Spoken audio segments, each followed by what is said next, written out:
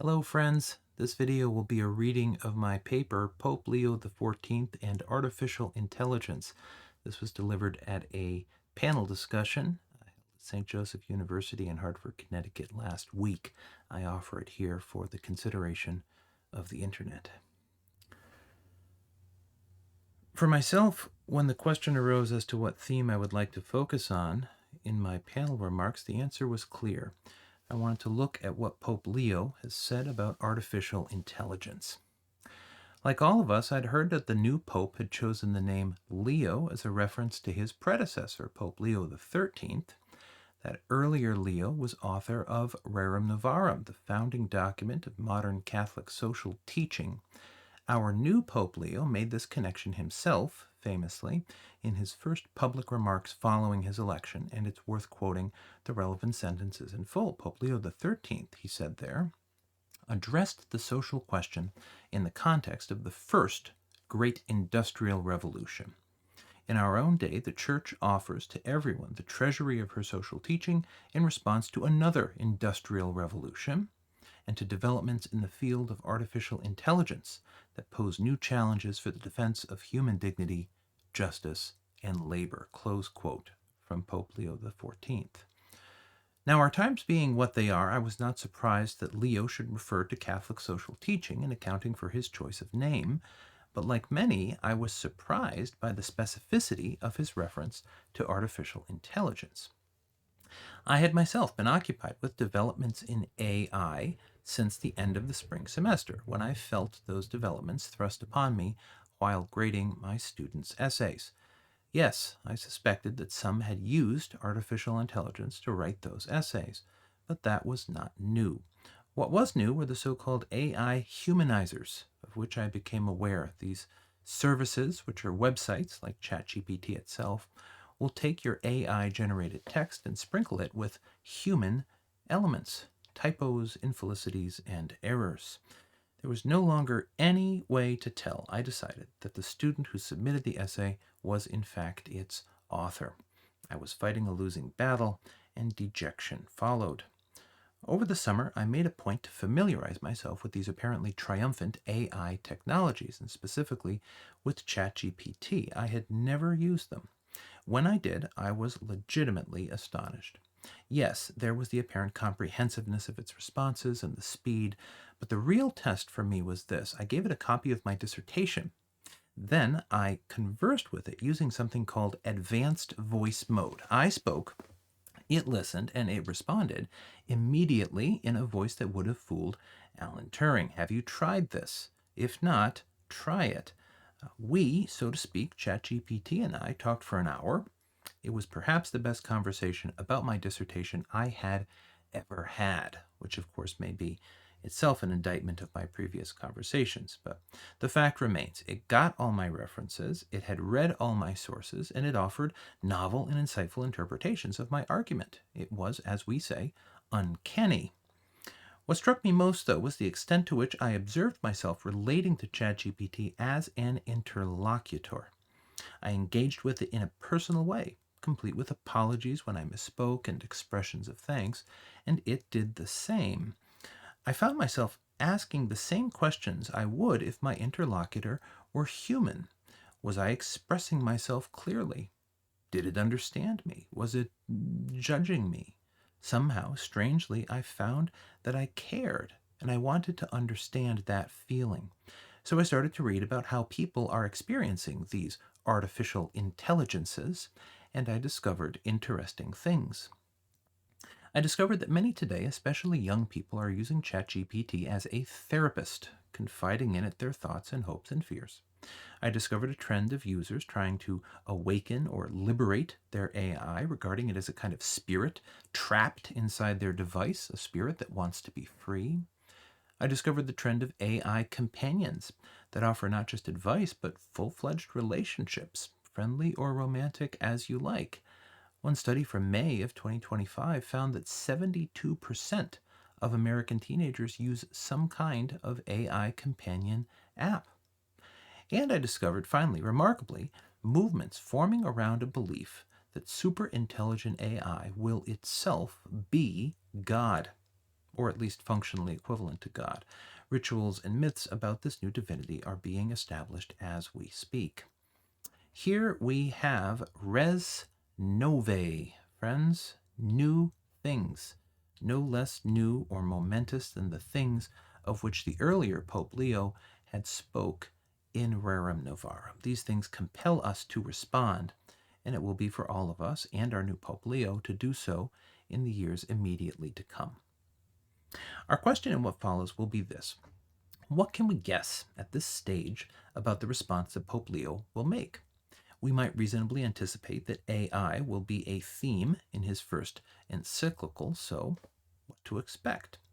We know that Pope Leo had already begun, we know that Pope Francis had already begun to address AI, and we might expect Leo to build on that work. In June of 2024, Francis addressed a session of the G7 under an arresting title, quote, "An exciting and fearsome tool," close quote. Francis pointed to the, quote, "dangerous possibility that AI will lead us to prefer a throwaway culture to a culture of encounter."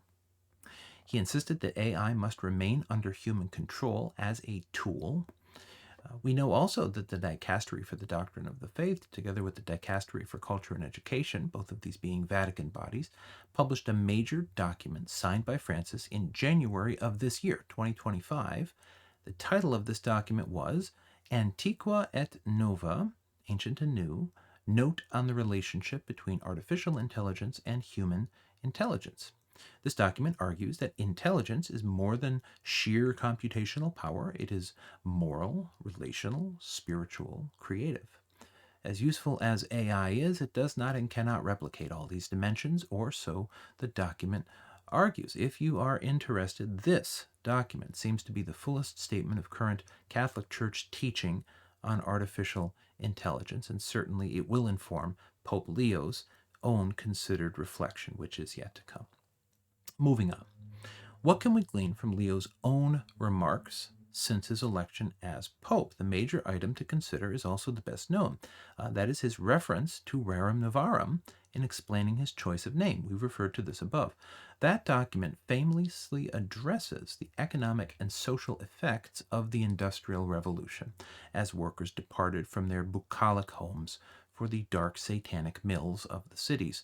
This disruption this cause was both world creating and world destroying. It was revolutionary in the full sense. And Leo seems to foresee a similar kind and scale of disruption on our horizon. Later statements from Leo affirm this concern with economic and social change. In an address of June of 2025, for example, Leo suggests that human beings are in danger of being, quote, diminished or even replaced by artificial intelligence. The next month, in July, that the widespread adoption of AI will mark a new era. Earlier that same month, he had appealed to the common good. He said, AI must be developed within frameworks that guarantee it serves the common good. Finally, most recently, in his interview with Crux, which was his first major interview as Pope, soon to be released in its full form, Leo referred to, quote, the danger that the digital world will go on its own way and that we will become pawns or be left by the wayside. Now, certainly these brief statements, among others we could cite, make clear the Pope's concern with the economic and social effects of artificial intelligence. We must ensure that AI does not exacerbate the already extreme disparities of wealth around the world and lead to a condition in which, as Leo says in that Crux interview, quote, extremely rich people who are investing in AI ignore the value of human beings and of humanity. These economic and social effects are staggering enough. But I believe they are not the whole of Leo's concern. In the time that remains, I want to explore with you what I take to be a related but distinct domain of concern in Leo's and in the Catholic Church's response to artificial intelligence. Not the economic and social effects, which are plain, but its relational implications. These also pertain to human dignity, but in a different way. Consider our relationship to work. I spent a certain number of hours preparing these very remarks to which you are listening now. What can we make of the fact that ChatGPT could produce similar remarks in under a minute? Rather less than that, even. Would you be able to tell the difference? Any artist or writer or creator might ask this question. My students ask this question, I am sure. Is insisting on the value of doing one's own writing today like insisting on using only a 35mm film camera to take our photos, never a smartphone? Put otherwise, is the vaunted subjective value of work, is this just a kind of romantic pretension when similar results can be achieved at less cost and with greater speed using artificial intelligence? The question is not only that of whether we will get to keep our jobs, yes, but of whether our striving will, in the end, have any value at all. Will we, as creators, have dignity? Or consider our relationships with others if we feel that it falls short of human dignity to pursue a romantic relationship with a chatbot, or even, apologies, with a sex bot, which is a real existing possibility. How precisely does it fall short? Is insisting on the value of genuine human relationships with all their messiness and pain, is that itself a kind of romantic pretension? Isn't an AI companion more convenient, more safe? It is not enough here to appeal, I say, to an abstract concept of human dignity. We must be able to give concrete, positive, and specific reasons why this human drama of ours is still worth staging. In both of these domains, our relationship with work and with others, Pope Leo XIV, has followed Francis in insisting on the value of, quote, encounter. And that's the concept I'd like to focus on in the remainder of these remarks, the notion of encounter. As Leo said in July in Medjugorje, no algorithm can ever substitute for an embrace, a glance, a true encounter. Elsewhere, that same month, our human life makes sense because of other human beings and encounter, being with one another, creating relationships and discovering in those human relationships also the presence of God. Building on that last point about God, we find in his recent interview with Crux the following, quote, it's going to be very difficult to discover the presence of God in artificial intelligence. Pope Leo XIV is convinced that we need encounters. In this, he is in continuity with all the pontiffs of the last 50 years and theologians from a good bit before that. As the philosopher Martin Buber wrote more than a century ago, an I-it experience, when we interact with a thing, an it, is different in kind from an I-thou encounter, when we interact with a person, a thou or a you. What is more, it is only in I-thou encounters, in genuine dialogue with another, that we discover the presence of God.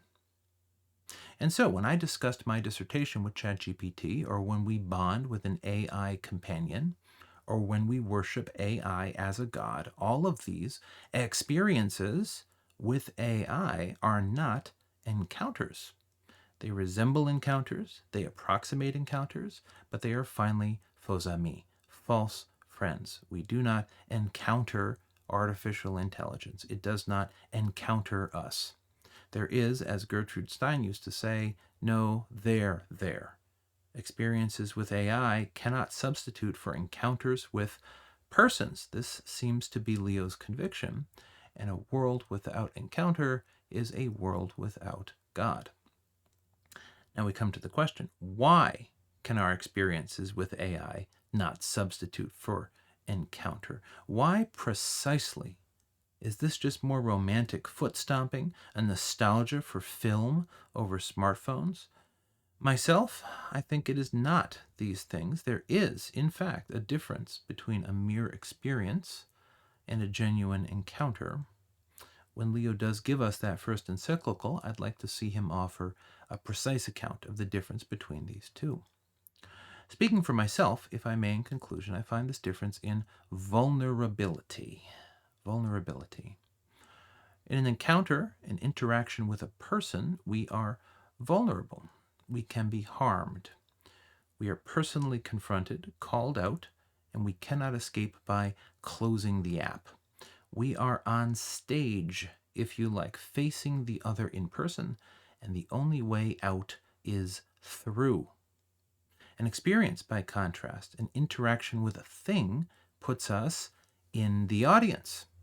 We are consumers, customers, free to leave the theater if our preferences are not satisfied. The difference is between watching a scary movie, which is an experience, and facing a monster in person, which is an encounter. It is between the Kantian sublime, seen from a distance, and terror, which threatens our life. This may be about as close as one can get today to a true binary distinction. There is today much fear about artificial intelligence.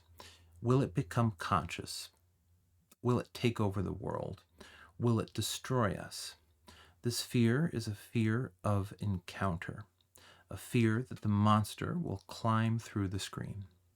Yet the intensity of interest in these terrifying prospects, this frisson of fear, appears to be mixed with desire. We half want these things to happen. In the same way, we find ourselves collectively energized by a coming snowstorm, a snowpocalypse. We want encounter. We want to be vulnerable, even if the other before whom we are vulnerable threatens to destroy us. At least we would be seen. At least we would not be alone. Cast in this way, our fascination with apocalyptic predictions about artificial intelligence is perhaps at bottom an expression of our desire for God.